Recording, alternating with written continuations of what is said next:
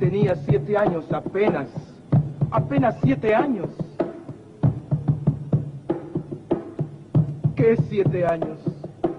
No llegaba a 5 siquiera.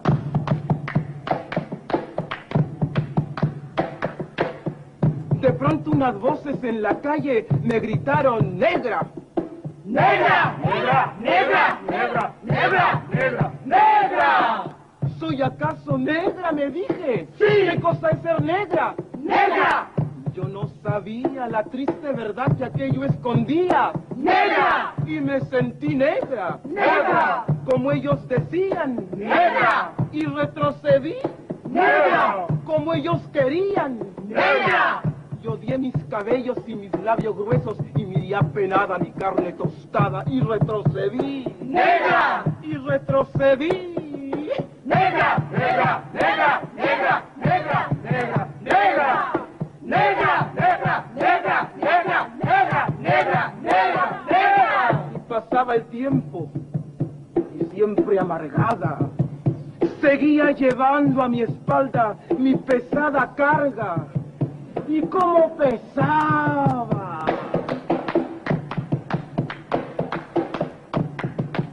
Me alacé el cabello, me polvé la cara, y entre mis entrañas siempre resonaba la misma palabra: ¡Negra! ¡Negra! ¡Negra! ¡Negra! ¡Negra! ¡Negra! ¡Negra! Hasta que un día que retrocedía y que iba a caer. ¡Negra! ¡Negra! ¡Negra! ¡Negra! ¡Negra! ¡Negra! ¡Negra! ¡Negra! ¡Negra! ¡Negra! ¡Negra! ¡Negra! ¡Negra! ¡Negra! ¡Negra! ¿Y qué? ¡Negra! ¡Sí! ¡Negra! ¡Soy! ¡Negra! ¡Negra soy! ¡Negra! ¡Sí! ¡Negra! ¡Soy! ¡Negra! ¡Negra soy! Yo hoy en adelante no quiero laciar mi cabello. ¡No quiero! Y voy a reírme de aquellos que por evitar, según ellos, que por evitarnos algún sinsabor, llaman a los negros gente de color. ¿Y de qué color? ¡Negro! ¿Y qué lindo suena? ¡Negro! ¿Y qué ritmo tiene? ¡Negro, negro, negro, negro, negro, negro, negro, negro, negro, negro, negro, negro, negro, negro, negro!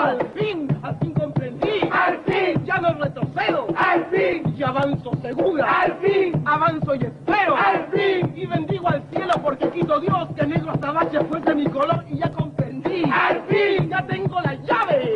Negro, negro, negro, negro, negro, negro, negro, negro, negro, negro, negro, negro, negro, negro, negro.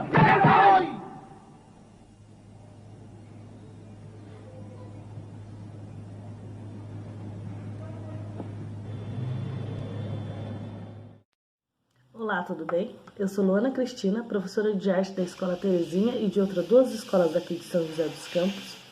Sou militante nas defesas dos direitos humanos, com foco na questão de raça e etnia, nas questões de gênero e orientações afetivas. Sou também vice-presidenta do Instituto Lélia Gonzalez para a Igualdade de Gênero e Igualdade Racial. Sou neta da Mercedes, filha da Vanise e mãe do Miguel. Por que eu sempre me apresento falando da minha origem, da minha ancestralidade? Porque eu acredito que é só sabendo de onde a gente vem que a gente sabe para onde a gente vai. Eu fui convidada pela professora Camila para falar um pouquinho hoje da questão do 20 de novembro.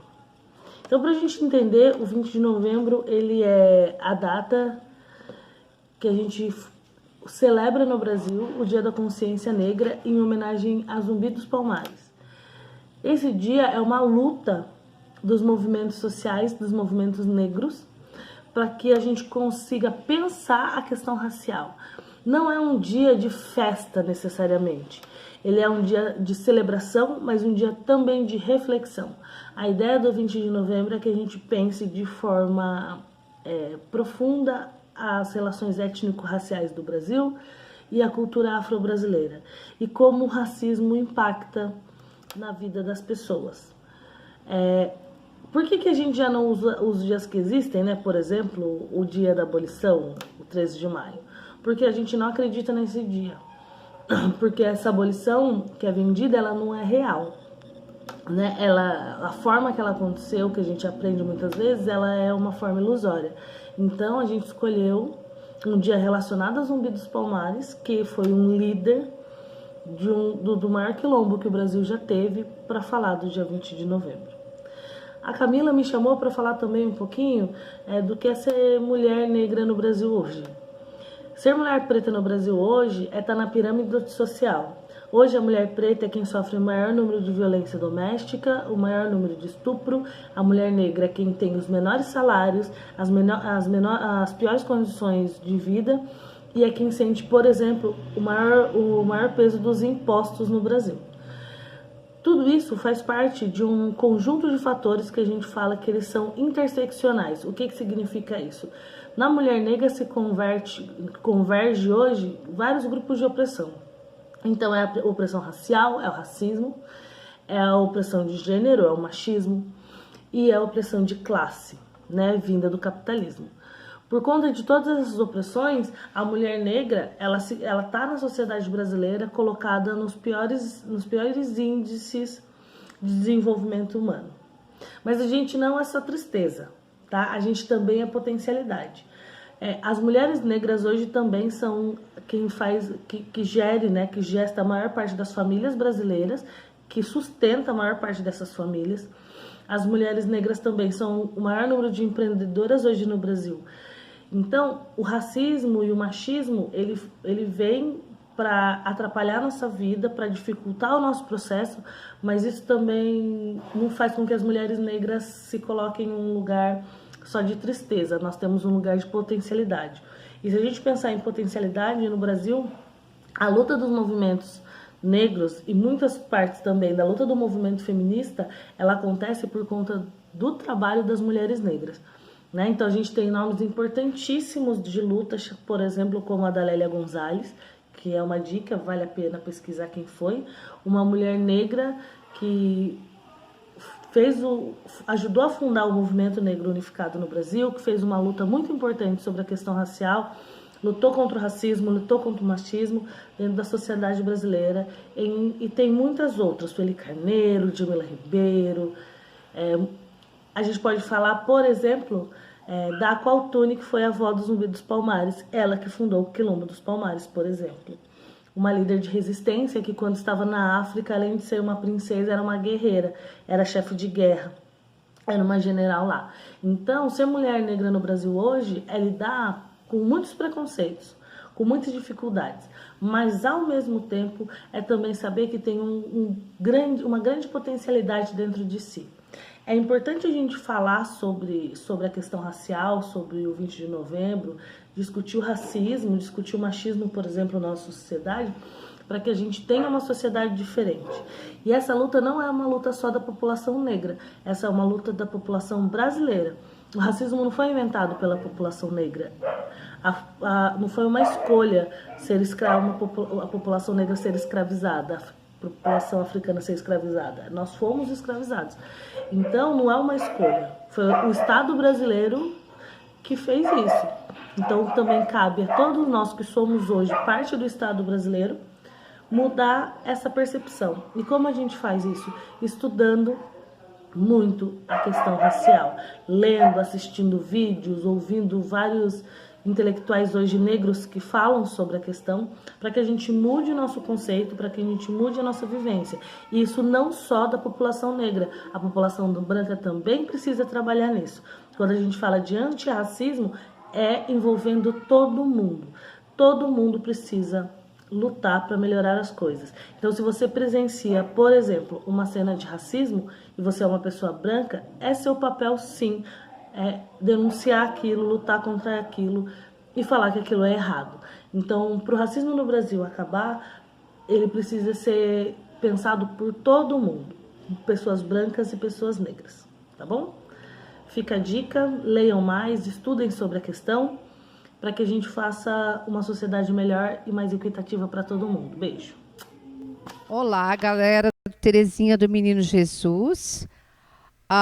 Nós da escola aqui estamos com um projeto para falar do Dia da Consciência Negra, que é datado dia 20 de novembro. Eu vou declamar para vocês o poema da Conceição Evaristo, que ela vai falar toda a trajetória das mulheres da sua família ao longo da história e a importância do pertencimento, do empoderamento da mulher negra e de toda a construção cultural dessas mulheres para o nosso país. Também eu quero focar aqui que não adianta sermos somente antirracistas, temos que ser anticolonialistas, porque todo país que é colonizado, ele trata o sujeito como se fosse objeto de, né? Não só pela cor da pele, mas por questões sociais, econômicas. Então, vamos aí fazer uma reflexão, um movimento contrário para trazer o sujeito como pertencimento de um povo valorizado e como cidadão de fato. Vozes mulheres, Conceição Evaristo. A voz de minha bisavó ecoou criança nos porões do navio, ecoou lamentos de uma infância perdida. A voz de minha avó ecoou obediência aos brancos donos de tudo. A voz de minha mãe ecoou baixinho revolta no fundo das cozinhas alheias, debaixo das trouxas, roupagens sujas dos brancos, pelo caminho empoeirado rumo à favela. A minha voz ainda ecoa versos perplexos com rimas de sangue e fome. A voz de minha filha recolhe todas as nossas vozes, recolhe em si as vozes mudas caladas, engasgadas nas gargantas. A voz de minha filha recolhe em si a fala e o ato, o ontem, o hoje, o agora. Na voz de minha filha se fará ouvir a ressonância, o eco da vida-liberdade. Eu sou a menina que nasceu sem cor. Eu tenho um problema, meu ascendente é em Áries. E eu tenho outro problema, é que eu sou a menina que nasceu sem cor. Para alguns, eu sou preta. Para outras, eu sou preta. Para muitos e muitos, eu sou parda. Ainda que eu sempre tenha ouvido por aí que parda é cor de papel. E a minha consciência racial, quando me chamam de parda, fique tão bamba. Eu sou a menina que nasceu sem cor, porque nasci num país sem memória, com amnésia, que apaga da história todos os seus símbolos de resistência negra, que embranquece a sua população e trajetória a cada brecha, que faz da redenção de Khan sua obra-prima, Mona Lisa da miscigenação. Calcado nos estupros das minhas ancestrais, na posse de corpos que nasceram para serem livres, na violação de ventres que nunca deveriam ter deixado de ser nossos. E eu tenho outro problema.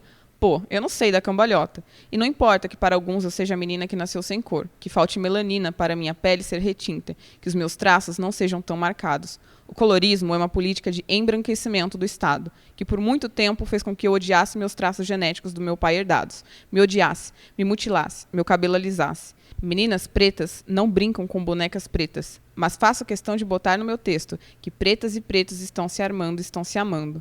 Porque me chamam por aí de parda, moreninha, morena, mestiça, mulata, café com leite, marrom bombom. Por muito tempo eu fui a menina que nasceu sem cor, mas um dia gritaram-me negra e eu respondi. Mídria da Silva Pereira. Vocês vão observar outros vídeos que nós fizemos com muito carinho para vocês, para a gente refletir um pouco sobre qual é a importância de se estudar, de questionar, de refletir sobre a consciência negra. Forte abraço, nós agradecemos por todos vocês, que é por vocês que nós fazemos todos esses vídeos. Eu agradeço em nome da comunidade Terezinha, a todos os alunos que participaram, assistiram aos vídeos, tá? Todos os professores estão engajados nessa causa. Um grande beijo. Oi, galera, tudo bem? Hoje a gente vai falar sobre o empoderamento negro e eu vou iniciar a apresentação. Bom, o termo ele tem um significado individual e coletivo. O significado coletivo do empoderamento da comunidade negra, ele deve ser colocar o sujeito negro como um sujeito ativo de sua própria história, com mudanças sociais e uma perspectiva antirracista, através das mudanças institucionais sociais. No significado individual, o sujeito ele tem que possuir a consciência individual dessa luta, sendo ele capaz de lutar por direitos que não são só seus, mas de toda a comunidade. Esse processo é um processo longo porque ele demanda uma consciência a respeito do racismo que o afeta, afeta a comunidade, entendendo seus motivos, suas causas. Consequentemente, esse preconceito, né, racial se desdobra em toda a sociedade. Então, com isso, ele deve ter o sujeito, né, ele tem que ter uma observação dos aspectos sociais de uma forma crítica, lutar pela igualdade racial, por espaços cada vez maiores dentro da sociedade, em todos os espaços dentro da sociedade, análise desses problemas, para assim conseguir gerar uma ação que leve a mudanças. Através disso, ele vai obter, né, o conhecimento e o controle de suas próprias forças para a luta por uma melhor condição de vida. Ser empoderado exige um grande esforço para se livrar das amarras da sociedade de dominação e opressão. Bom, o empoderamento geralmente ele está ligado com as questões estéticas e a gente vai ver um pouquinho sobre isso. Geralmente ele está associado exclusivamente às questões estéticas, mas o empoderamento negro ele vai muito além disso, né?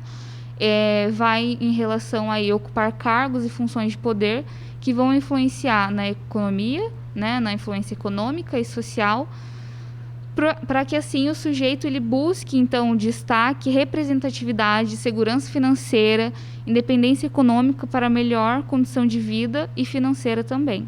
Bom, então o empoderamento negro de uma forma geral, ele envolve o sujeito em diferentes modos, igualdade, representatividade, orgulho da pele, do cabelo, da cultura, das origens.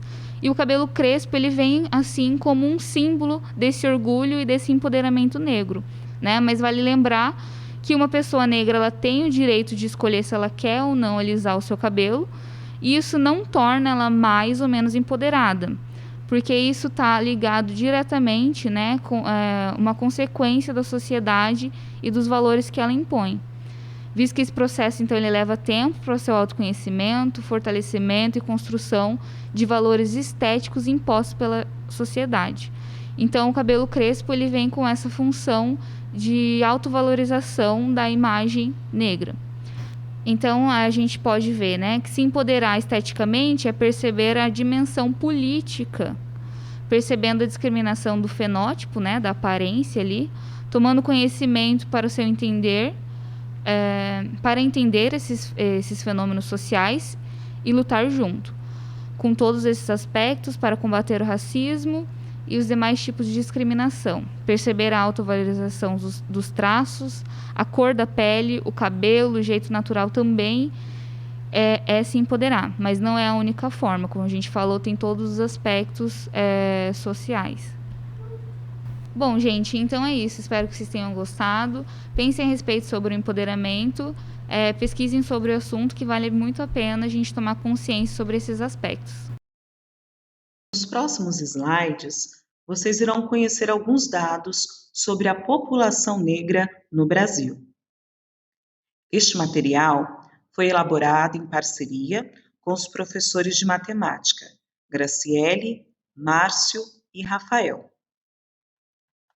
Antes de apresentar os dados, gostaríamos de propor a seguinte reflexão: todos são iguais nas condições de aprender algo e se destacar na vida. Não importa a cor, o sexo, a religião, o lugar em que alguém nasceu. Todos têm direito a uma vida digna e de ser tratados de acordo com as suas capacidades, não pela sua cor, religião, sexo e etc. Será que esse direito é igual para todos? Será que todos têm as mesmas oportunidades? O primeiro dado que iremos apresentar é sobre o mercado de trabalho. Em 2018, os cargos gerenciais, ou seja, cargos de maior responsabilidade, visibilidade e remuneração, eram ocupados por apenas 29,9% de pretos ou pardos. Esse número é menos do que a metade dos cargos ocupados por brancos. Entendendo que as possibilidades de chegar em altos cargos sendo negro ou pardo são pequenas, qual a perspectiva de um povo que luta para crescer na vida? Muitas das vezes, essas perspectivas se encontram na violência. Em 2017, a taxa de homicídio a cada 100 mil jovens é quase o triplo para negros ou pardos em relação aos jovens brancos. Chega a perto de uma morte de jovem negro a cada 1.000 jovens. 3 jovens negros a cada um branco. Mas esse fato não é apenas na base da população. Na representação política, nas eleições de 2018, apenas 24,4% dos candidatos eleitos para deputado federal era preto ou pardo, uma proporção de 1 negro para 3 brancos. Há uma clara diferença na representatividade política. Você já reparou na quantidade de candidatos negros que concorrem nas eleições de sua cidade e conseguem se eleger? Além disso, a falta de instrução também é maior entre a população preta. Para dados de 2018, a taxa de analfabetismo era de 9,1% para pretos ou pardos, enquanto para os brancos era de 3,9%, pouco menos do que a metade dos pretos. As informações aqui retratadas podem ser acompanhadas pelos canais informativos do IBGE, onde retratar o Brasil com informações necessárias ao conhecimento da sua realidade e ao exercício da cidadania são vitais. Fique claro nos dados apresentados que a superação das desigualdades raciais em suas variadas dimensões permanece um desafio. E aí? Qual será o seu papel nessa luta? Olá, galera. Eu sou o professor Marcos Roberto Venceslau, de Educação Física, e estou aqui para fazer um comentário breve sobre o Dia da Consciência Negra, né? É inegável que a escravidão nos deixou muitos resquícios ao longo de anos, ao longo de séculos e ao longo de épocas. Dá para a gente desconstruir tudo aquilo que já foi vivido? Eu acho que é quase impossível de tentar desconstruir tudo aquilo que já foi vivido. Dá para ficar preso a um passado? Também não. É importante estudar a cultura afro, a cultura negra? Eu acho que aí sim, isso é relevante. Para que as pessoas possam ter um pouco de consciência de como foi essa participação, né, do negro nesse processo de construção desse país, né? O negro não foi encontrado aqui no Brasil. O negro ele veio da África para cá, né? Então, em regime de escravidão, em regime de ficar fechado, em regime de vir para fazer trabalhos escravos, que seriam limpar, lavar, cuidar de animais, plantar e etc. E quando veio a abolição, esse negro ele foi colocado ao relento, né? Ele foi marginalizado, foi jogado aí para um lugar sem rumo. E foi onde ele teve que se ocupar de morros, de lugares que ele pudesse ter um pouquinho de sobrevivência, né? Por questão de sobrevivência até. E marginalizado que é o emprego, marginalizado a terra, marginalizado ao plantio, marginalizado a ter um ganho, né? E isso foi com a evolução dos tempos, né? Foram se dando algumas oportunidades, né? Mas até o direito da escola, no início, também foi negado a ele. E eu acho que a gente tem que fazer uma reflexão, sim, ter uma discussão séria sempre nas escolas, tá colocando a par todo esse contexto dessa história. Não dá para cruzar os braços e falar que está tudo normal, não. Eu acho que tem que estar sempre levando à tona, sim. É fato, mas também não podemos ficar preso a esse passado, não podemos ficar preso à vítima. Eu acho que a gente pode também, o que eu posso fazer a partir de agora? O que eu posso fazer a partir de hoje, enquanto homem, enquanto mulher, nessa sociedade capitalista que está aí e que, de uma certa forma, nos discrimina assim, nos coloca estigmas, nos coloca dúvidas. A gente tem que sempre estar provando a nossa capacidade intelectual também. Enfim, esse é um fato. Eu acho que o acesso à escola é a melhor oportunidade para que a gente possa ter uma evolução. Não tem outro caminho. É o banco da escola, é estudar, é se potencializar, buscar ao longo da sua vida estudantil uma carreira profissional. Nessa carreira profissional buscar também seu sustento, seu ganho, para que você possa também beneficiar as suas gerações futuras. Mas quanto mais acesso você tiver aos bens de consumo, a oportunidades, as suas gerações vão ter mais acesso também, melhores formações. E eu acho que isso é uma coisa, um desafio que nós temos. Fácil? Não. Não foi e nem vai ser, mas é possível. Então nós temos que entender que hoje está melhor. Eu acho que os meus antepassados sofreram muito mais. Não vou nem voltar muito tempo, acho que meus avós sofreram muito mais, meus pais sofreram muito mais do que eu. E eu passei por uma certa dificuldade, mas meu pai me trouxe para um lugar de oportunidades que é o Vale do Paraíba, Paraibuna, Jacareí. Então eu nasci em Paraibuna e vim para Jacareí com 8 anos de idade. Então esse lugar de acesso a oportunidades, um lugar que tinha indústria, que tinha mercado de trabalho, possibilitou eu a sonhar. E aos meus 15 anos fui fazer escola Senai Santos Dumont aqui em São José dos Campos. Fiz um curso de ajustagem mecânica na época. Isso me possibilitou entrar numa indústria. E ao longo da minha vida estudantil, eu sempre procurei estar à frente ou andar junto com os melhores alunos da sala. Na época da ditadura também tinha essa coisa da discriminação por notas, né? A classe A, B, C, D era por notas. A classe A era os melhores alunos, B, C, D e E. Era assim que era feito. Então eu sempre procurei estar à frente. E não estava preocupado com a minha cor de pele na época. Porque meu pai não colocou esse fardo para todos os filhos. Vocês têm que estudar. Vocês não têm outro caminho para vocês evoluir na vida. É a escola. O que eu não pude ter, eu quero dar para vocês. Estudem. Então fui buscar isso. Dentro da indústria, mesmo tendo feito curso de ajustagem mecânica, eu trabalhei como mecânico montador na Gates do Brasil. E ao longo dos anos, aquela vontade do esporte, aquela coisa da educação física estava dentro de mim desde a minha origem, né? Eu nasci em Paraibuna e na Vila Camargo de Paraibuna, quando eu acordava pela manhã e ia para a escola, eu vi um cenário maravilhoso, que era quadra, que era campo de futebol, que era jogo de malha, piscina. Então aquele cenário, eu cresci nesse cenário, né? Eu vi meus irmãos jogando bola, eu vi minhas irmãs jogando bola, tendo aula de educação física. E aí foi me dando essa oportunidade de desenvolver no esporte também. Então junto na escola eu também sempre fiz parte de equipes da escola. O esporte que eu mais evoluí foi o basquetebol na época. Era o esporte que eu gostava na época. Eu era muito fã do Oscar Smith, da Hortência, da Paula, do Marcel. Isso me levou ao curso de educação física. Foi fácil? Também não foi, né? A primeira etapa era concluir esse curso. Eu viajava de Jacareí para Mogi das Cruzes, 60 km todos os dias. E trabalhava na Gates do Brasil na época. Então o meu trabalho ajudava a pagar a faculdade. E no meu 3º, 4º ano de educação física, eu pedi para sair da fábrica e ser estagiário. Aí começa a minha carreira como professor de educação física sendo estagiário. Já no meu 4º ano do curso de educação física. E depois de 3 anos de formado, me formei em 97, em 2000 eu passo a pertencer à rede de Jacareí como professor efetivo do quadro efetivo da rede. E isso me deu mais tranquilidade para exercer a profissão.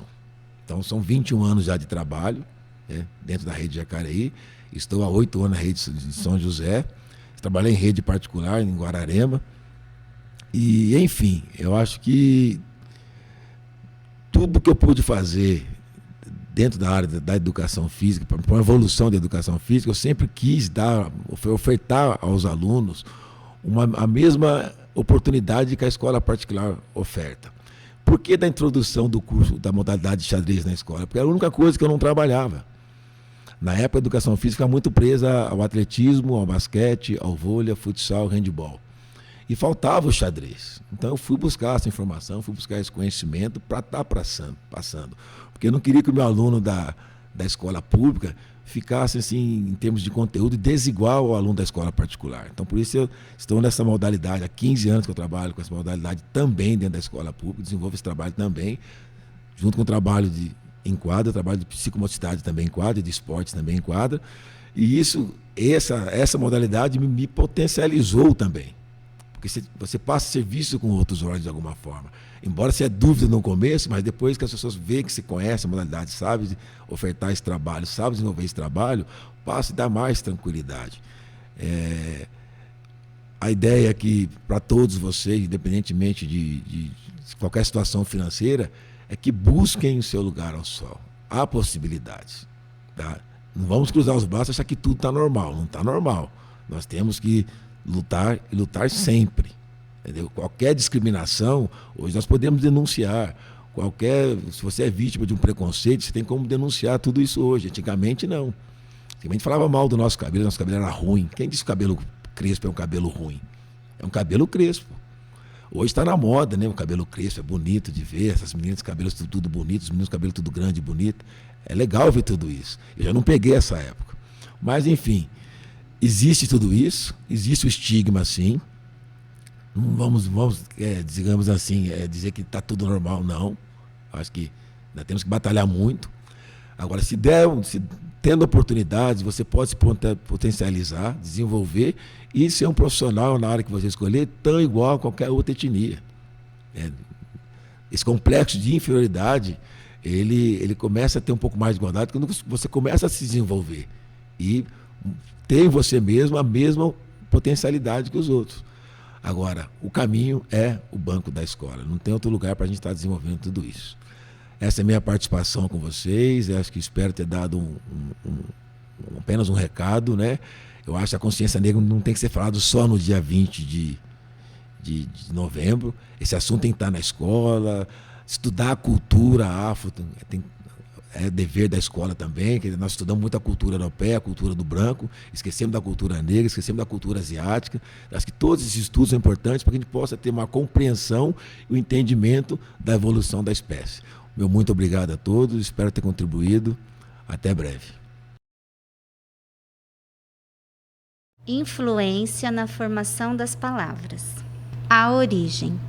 A língua portuguesa recebeu enorme influência das línguas africanas. As línguas angolanas de origem banta, kikongo, quimbundo e umbundo foram as que mais influenciaram o linguajar brasileiro, pois milhões de escravos vieram da região de Angola. Olá, alunos, para todos os meus alunos que me conhecem já, 7º, 8º e 9º, e para os alunos do 6º ano que ainda não me conhecem, eu sou a professora Mônica, sou professora de Geografia, já trabalho aqui no Terezinha há bastante tempo, e é uma honra estar aqui para falar com vocês a respeito desse tema tão importante, principalmente agora na atualidade. Ele nunca foi tão importante quanto está sendo este ano. Se vocês acompanham nas redes sociais, nos veículos de comunicação, a questão do negro, a questão da igualdade racial está sendo muito comentada, muito falada. É um tema extremamente atual. Então, vocês estão vendo aí que eu coloco consciência negra. Todos os dias são dias da consciência humana. Independente de ser negro, independente de ser branco, independente de ser amarelo, indígena, todos nós temos que ter a consciência do respeito pelo próximo e a questão da igualdade. A nossa fala ela vai ser dividida em 2 momentos. Primeiro, eu vou comentar aqui algumas coisinhas com vocês. Depois, a professora Zilda, professora de História, ela também vai fazer alguns comentários a respeito da origem, de como surgiu o Dia da Consciência Negra e a sua importância para todos nós. Bom, eu coloco aqui, nesse slide, um comentário, na verdade, seria a fonte. Tudo aquilo que a gente for falar aqui, que a gente for discutir, ela está respaldado no trabalho de uma professora, da professora Juliana Bezerra, é uma professora de História da Universidade Católica da PUC do Rio de Janeiro, que trabalha com a questão da religião, com a questão das cotas raciais, com a questão do negro, há muito tempo. Então, vocês vão encontrar, depois se vocês precisarem de mais informações, é só entrar ali no site que está sendo indicado no início, no Toda a Matéria, que vocês vão encontrar esse embasamento teórico no qual nós preparamos esse material para vocês. Tá bom?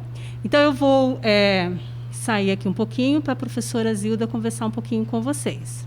Aqui é a professora Zilda, muita saudade de vocês. Eu vou falar um pouquinho aqui sobre a história do Dia da Consciência Negra, tá? Então, ele é comemorado no dia 20 de novembro em todo o território nacional. A data faz referência ao dia da morte do Zumbi de Palmares, líder do Quilombo de Palmares, que lutou para preservar o modo de vida dos africanos escravizados que conseguiam fugir da escravidão. A importância dessa data está no reconhecimento dos descendentes africanos na Constituição e na construção da sociedade brasileira. Os principais temas que podem ser abordados nessa data são o racismo, a discriminação, a igualdade social, a inclusão do negro na sociedade, a religião e a cultura afro-brasileiras, dentre outros. Como surgiu esse dia? Então, durante o governo Lula, 2003 a 2010, foi feita a Lei 10.639 de janeiro de 2003, que ela determinava a inclusão da temática História e Cultura Afro-Brasileira no currículo escolar. Antes dessa data, nós, professores de História, e as pessoas que não estudavam nesse período, a gente não estudava a esse respeito, só a partir de 2003.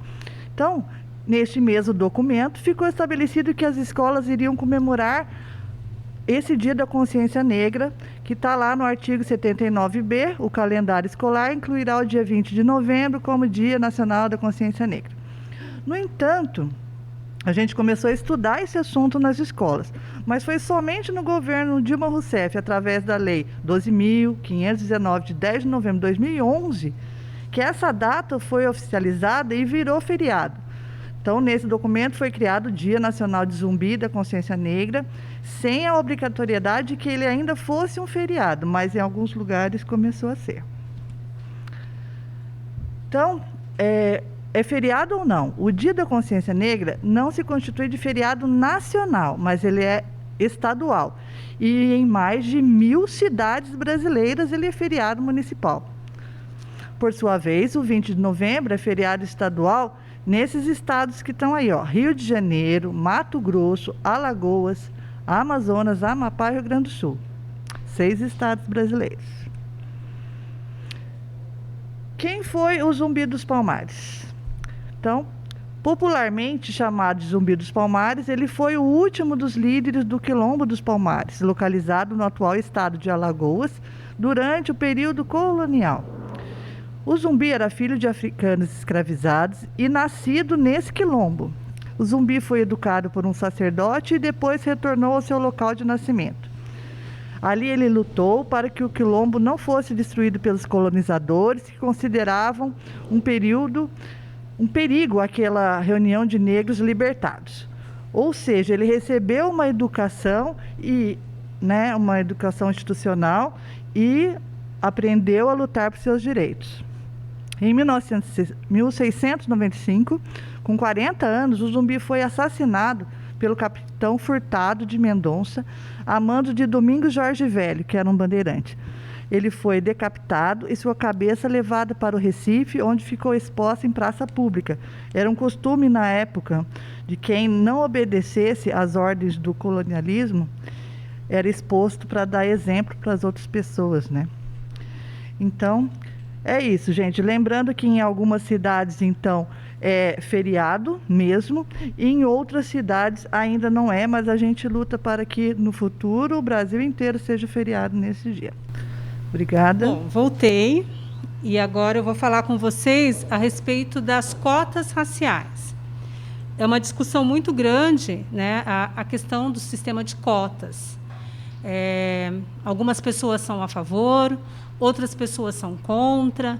Existe toda uma discussão pela qual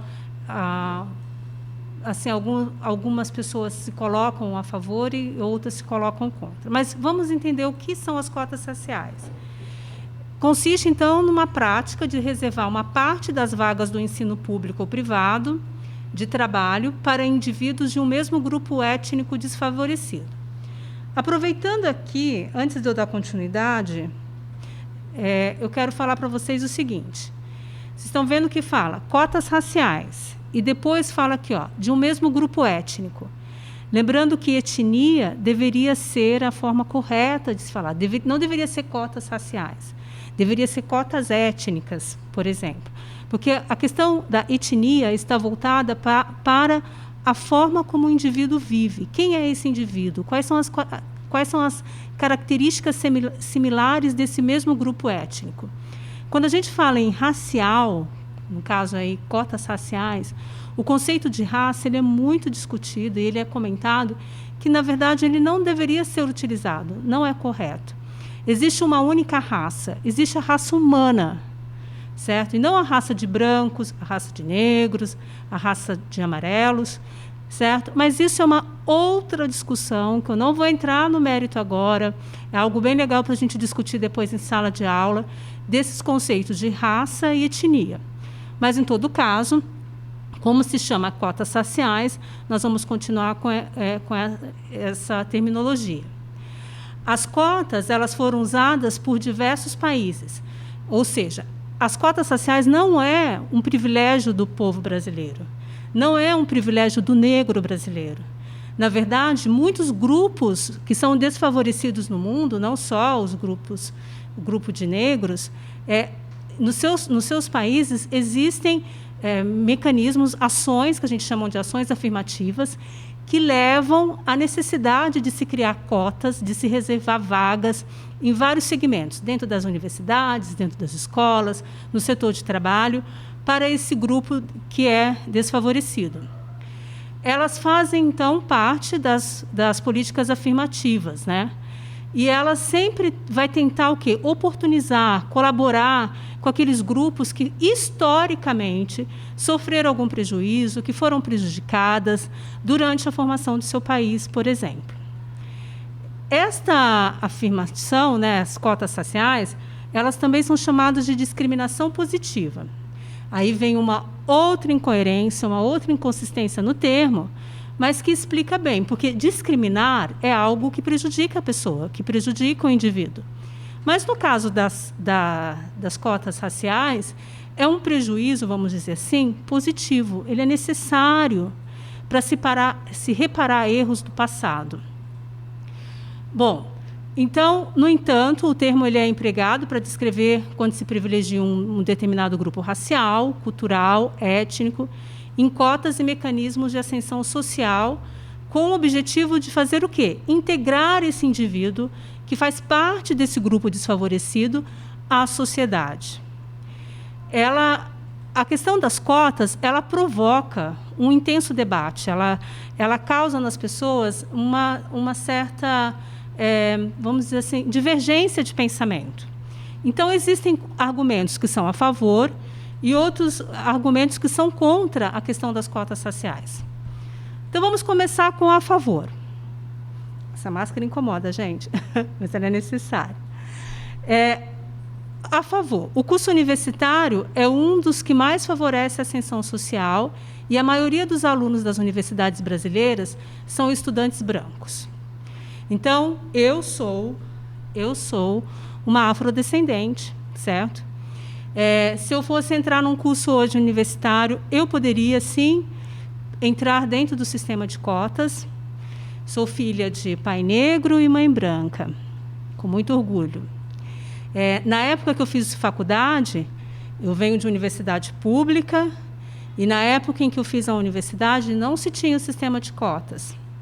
Do meu grupo, mesmo sendo um curso que tinha poucos candidatos por vaga, ele era um curso de maioria, com certeza, quase uma totalidade de brancos.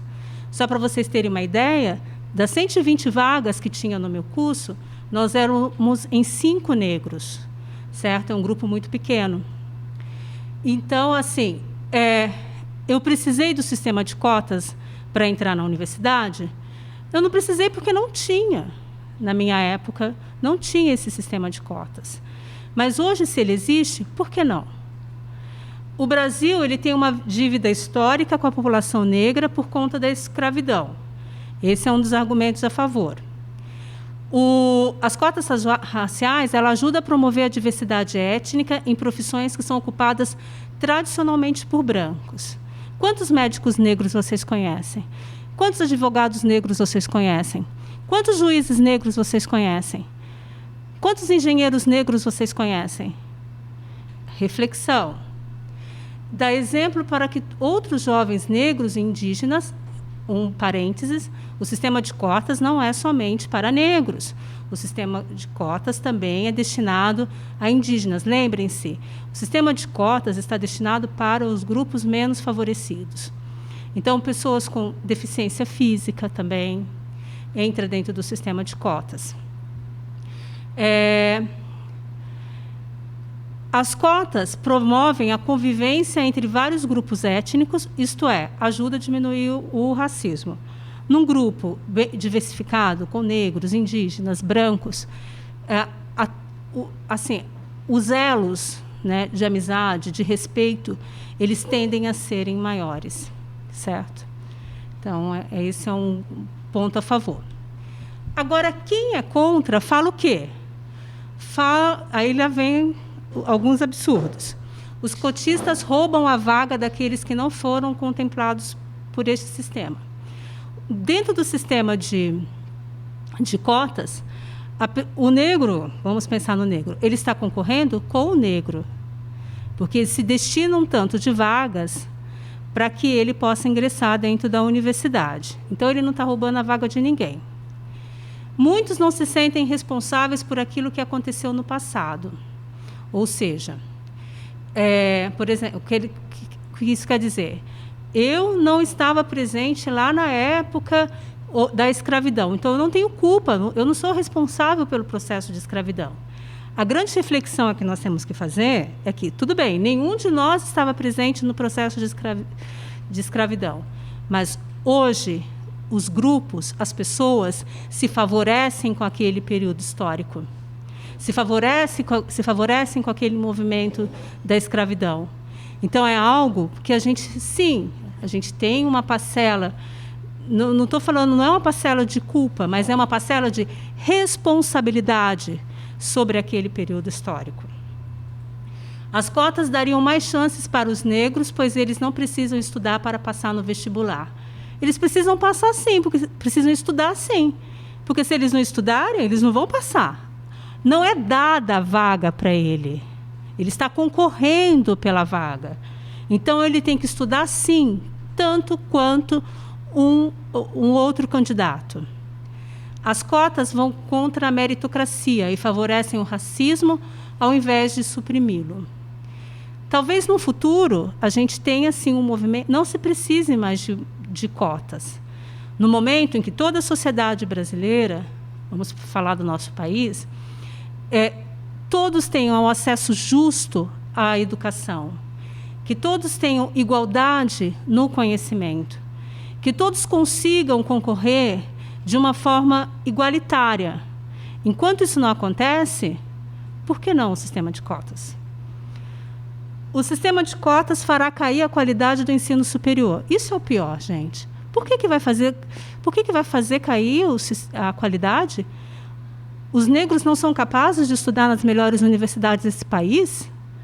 O que é isso? É um absurdo.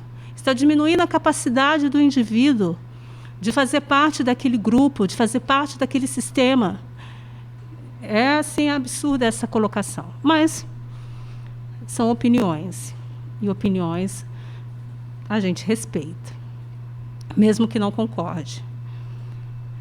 Bom, no Brasil, o sistema de cotas surgiu lá com a Constituição de 88.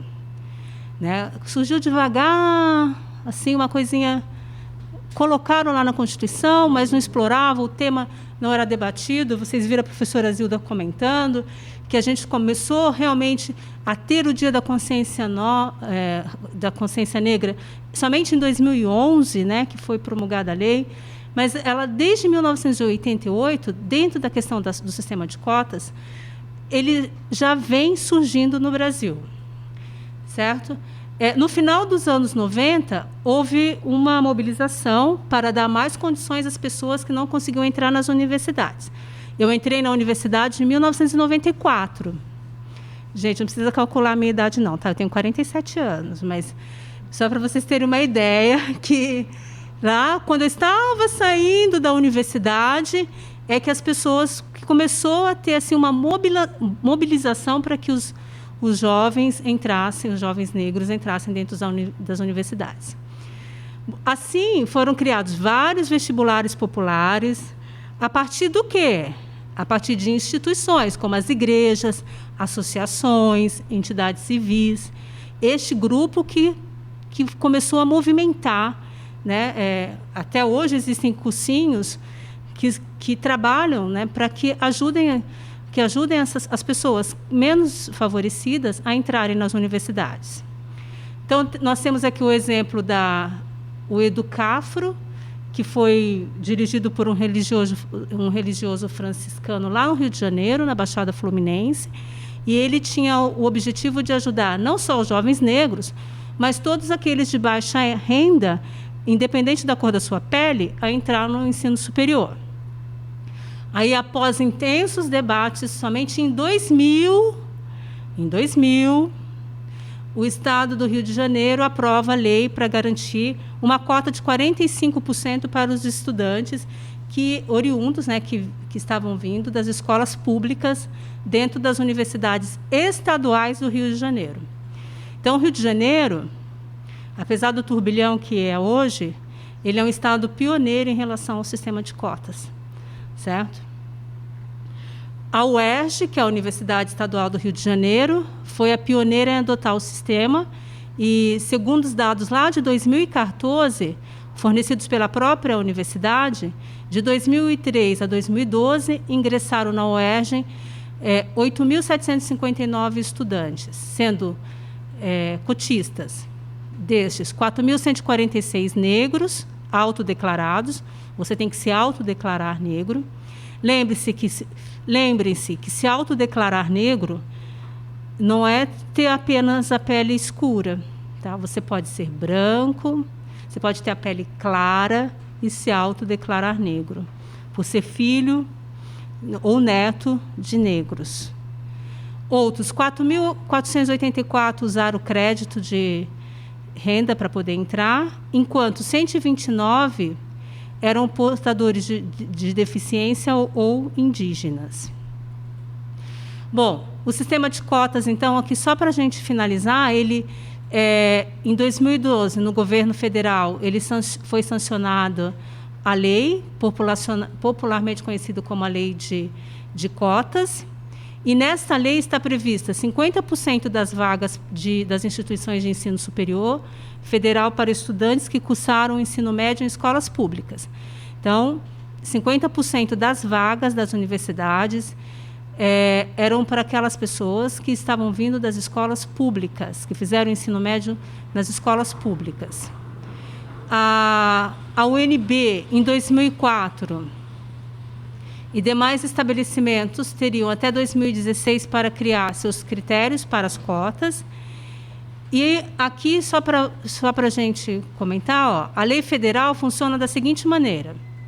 Uma universidade federal que oferece 32 vagas para o curso de comunicação social, dessas, 16 vagas estarão reservadas para as cotas. Tá bom? Ou seja, dentro dessas 16 vagas, 50%, ou seja, 8 vagas, deverá ser destinado a alunos que tenham a renda familiar bruta igual ou inferior a um salário mínimo. Também dentro desses 50% estão reservados aos alunos que têm uma renda superior a um salário mínimo. Então, a gente tem um gráfico aqui que vai mostrar justamente isso. Olha. Então, nós temos... O azul representa 25% para negros, pardos e indígenas. Os outros 25% são alunos de baixa renda, independente da cor da sua pele ou do seu grupo étnico. E 50% são as vagas restantes. Assim que está estruturado o sistema de cotas no Brasil. Tá? Com esses mecanismos, segundo os dados divulgados pelo Ministério da Educação, o número de negros cursando ensino superior saltou de 3% em 1997. Quando eu estava concluindo o meu curso de graduação na Unesp de Rio Claro, eu fazia parte desses 3%, que concluiu o curso superior, para 19,8% em 2013. Então, teve um salto considerado. O sistema de cotas está crescendo de acordo com o MEC. Em 2013, 50.937 vagas foram preenchidas por negros e em 2014 o número subiu para 60.731. Infelizmente, eu não tenho dados mais atualizados desses números. Afinal de contas, a gente já está em 2020, né? Bom, igualmente, em 2013 e 2014, a lei estava sendo cumprida por 128 instituições federais e a maior resistência em aplicá-la provinha do estado de São Paulo, tanto na esfera estadual quanto na federal. O estado mais rico do país, o estado que tem as melhores universidades do país, foi o mais resistente ao sistema de cotas. Após uma série de protestos de entidades estudantis, a maior universidade do país teve que adotar o sistema de cotas, sim. Então, em 2017, a USP, a Universidade de São Paulo, anunciou a adoção de cotas no processo seletivo da instituição. Tá certo? Bom, então, aqui cabe uma discussão, cabe uma reflexão. O que vocês acham? Vocês acham importante o sistema de cotas? O que vocês pensam?